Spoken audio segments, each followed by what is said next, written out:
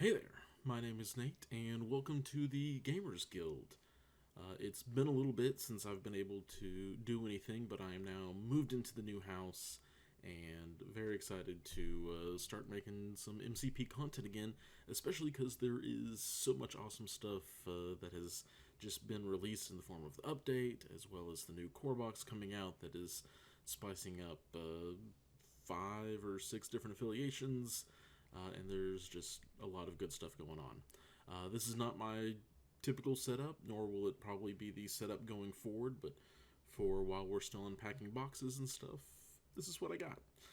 So with that, this is going to be a video dedicated primarily to anybody new to the hobby who maybe hasn't built models before or anything like that, or even for those who have and just want some tips and tricks on how I went about assembling my models and things that maybe you could pay better attention to than I did when assembling the models.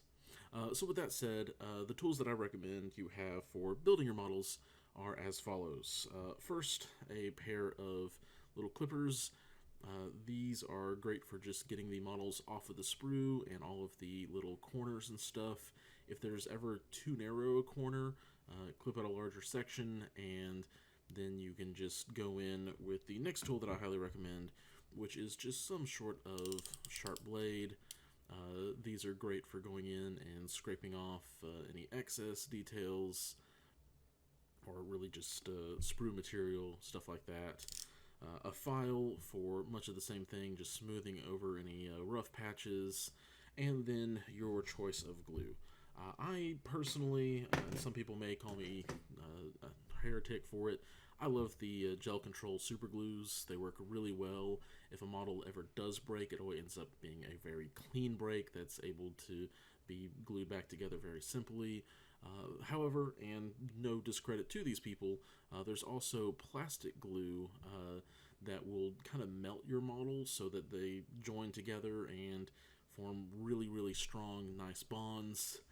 I think probably just from a traumatic middle school me trying to build models and literally melting like the faces off of some of them and stuff because I had no idea what I was doing and not being careful. So both of these fantastic options. So with that, I'm going to go through the models of the core set in what I found to be the easiest way to assemble, or the models that were the easiest to assemble, and kind of talk about why they're easy to assemble, and go through the lists down to the ones that are a little bit more difficult that you need to take a little bit of extra care with. So first up, I'm going to go ahead and put them both on because they're both very easy builds, and that is the two leaders. We have the new Mighty Captain America and the new Red Skull, who is very happy about his Cosmic Cube. These guys were both very simple builds. Basically, you put on their chest and back piece, you put the heads on tops, the arms in on the sides, and the legs up the bottom. Very simple, clean, and awesome looking builds. From there, another very simple one that I want to give a shout out to is the new Winter Soldier sculpt, aka Bucky. He has the couple of head options. I went with the Winter Soldier movie mask one instead of the traditional eye mask one. He is not glued down to a base yet because I'm not 100% sure if I want to use his box or if I want a little bit of rubble to prop him up on a ledge or something like that.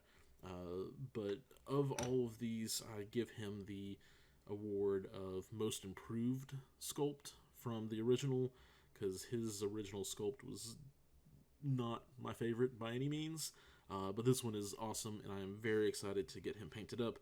The details that you can't see on this overhead camera, but his arm, I don't know what to call his middle arm, little slots or whatever, but there's a lot more depth to the lines there, so it's going to be much easier to just put a wash over it and get a lot better of a distinction there. From there, we have a couple other easy ones. Nothing much more difficult. We have Baron Zemo, who adds a side holster onto the scheme of just basically a back and front piece for the torso, sticking 2 legs, sticking 2 arms and a head. Iron Man, who was something similar. He does also have kind of an explosion that you can put at the base of his foot. I chose not to. I'm going to have him coming out of a little bit of rubble, just to distinguish him from Ultron and Captain Marvel, since we already have a lot of effects in this core set like that. But also, it gave me a better way to angle him. I didn't like the particular angle he was sitting at and stuff, so... but very simple. He did have his arms come in two parts because of the additional armor details, but otherwise another very simple build. That says. Captain Marvel, not anything particularly more difficult, just the care needed to make sure you have the right Captain Marvel bits with the right Captain Marvel miniature, because there are indeed two that look pretty similar. Now, obviously, the details and a lot of these things distinguish themselves pretty easily, but I liked building these two separately, making sure you're following the instructions is going to be very helpful. One thing I will say that was very smart of them is you do have head options for normal Captain Marvel, aka Carol Danvers. You have the short hair and the long hair for the normal one, but no matter what, binary will always be the mohawk, which means it's going to be easier to distinguish on the table between the two, making for a very clear environment, which I'm a big fan of. And for similar reasons to that, I actually took away the, again, that big POW effect kind of a thing that can go on there to help give even more distinction between the two. It'll also let me paint up the bottom of the binary form one with a little OSL, and hopefully even give more distinction. So, but at the end of the day, these two also very simple, nothing Baron Zemo-esque or anything like that. And I'll go ahead and throw Ultron up here himself, who I went full out with the big explosion and stuff. I was really worried about his cape. I thought his cape was going to be really bad, but they have two really nice keys in his backplate here that just slot in very nicely. I didn't make clean cuts on the shoulder pads, so I thought there was going to be some difficulty, but they go in very nicely. It's very firm, no wobble just by holding him by the cape, really. So all in all, big fan of that.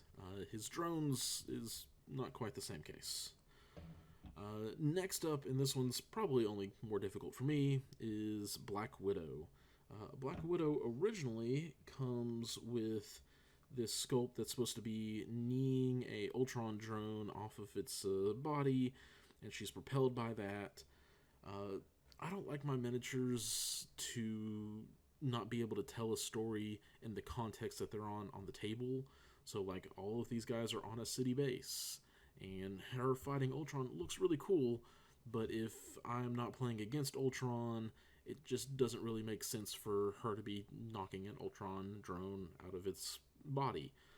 So I went ahead and just decided to have her leaping off of the curb, kind of, still with the knee position. It's also very easy to scrape away the two keys.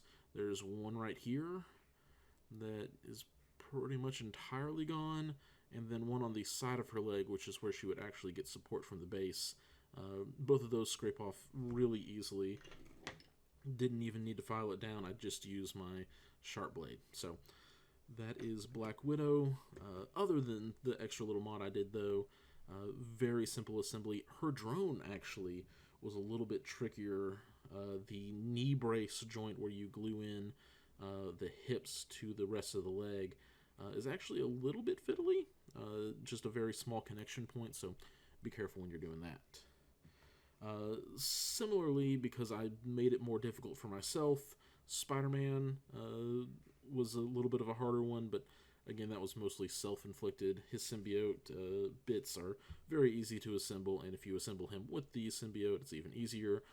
But this is another thing that you can do if you don't like having your miniatures just kind of in an awkward spot without the additional context of what's going on the board. So this is all stuff that you can find in the core set with the light post, You just clip the web a little bit short where it attaches to the symbiote, and you kind of get to disguise where his hole in the leg is that attaches to the symbiote bit. You can disguise that up against the light post and still get a really cool looking Spider-Man. And then, kind of surprisingly, because I did not expect this one to be one of the more difficult to assemble, but again, it was also probably me just not paying enough attention to the instructions in the order. First of all, the two pistols on his legs are separate pieces, so you want to put those on before you attach the legs to the torso. Additionally, I would recommend gluing this gun on first thing, even before the arm, because it's a little tricky. You actually have to get up under that hand and get this keyed into place. So I would recommend getting that gun in first, and then the arms and everything else following suit. Otherwise, Crossbones, very simple build, just not one that I had expected to be tricky. One I did expect to be tricky, and was tricky, because again, I didn't pay attention to the instructions and which pieces were which, was Doc Ock. It took a little bit of time, but you can pretty easily still figure out which tentacles go to which slot on his back. You're going to want to be a little bit careful when you're trying to line up your beaker drop connection that you have going on. Let's see if I can... Yeah. But otherwise, still not terrible.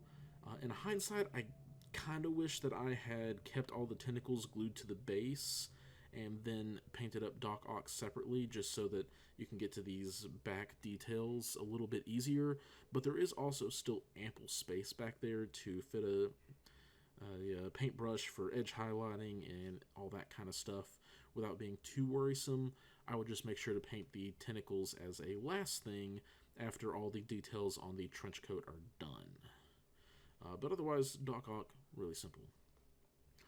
The last one that was very difficult to build, and I do have some additional recommendations for, are, unsurprisingly, the Ultron Grunts. One, build these robots one at a time, following the instructions very closely. I did, and am very glad that I did. Another thing I did here is I did indeed not glue everything down, because I am planning on doing a little bit more than just a base coat, wash, and dry brush for these guys. I want to add in some little red glowy details, and that's just going to be so much easier when they're not all stacked on top of each other. Now, that said, if you're just wanting to do the dry brush, wash, base coat kind of a thing, I think you can very easily get away with gluing all of them down at the same time, or maybe even just adding this third one and gluing these onto later. But they assemble pretty nicely. Just follow the instructions. Nothing too crazy. At the end of the day, though, there was nothing in this core set similar to what we found in the first core set, with things like Baron Zemo's elbow pad or Captain Marvel's arms needing to be lined up without keys and all that kind of stuff. So, all in all, Atomic Mass Games has really outdone themselves on the sculpts, the improvement on the sculpts, especially not just in the look, but also the design and how they go together. If you have any questions for me, feel free to reach out on Facebook, through YouTube, or any other place you can find the Gamers Guild. If you have any questions about assembly, Marvel Crisis Protocol in general, all the above. I do want to give a shout out to my sponsors, Tritex over in the UK. Fantastic game store that's been hosting events and other awesome stuff. I think they actually have one coming up here pretty soon. But if you're over in the UK and are shopping online anyways, you can support them and me by using the code TritexGGCP5 at checkout. It'll save you an extra 5% off after all other discounts that you already get on your order, which is really great, including the pre-order discount that you can go ahead and get. And then if you are here based in the US, you can go to gamechefs.org and use the code GamersGuild, I think 15, it's been a bit, and you can get 15% off of your order. And as well, for at least the next week, you can use that code and also be entered into the giveaway they're doing for a new Marvel Crisis Protocol core set. So if you're wanting all of these new things and just as a bonus, and you're shopping again online anyways, consider using them as your option. Thank you all for watching, and until next time, keep on gaming.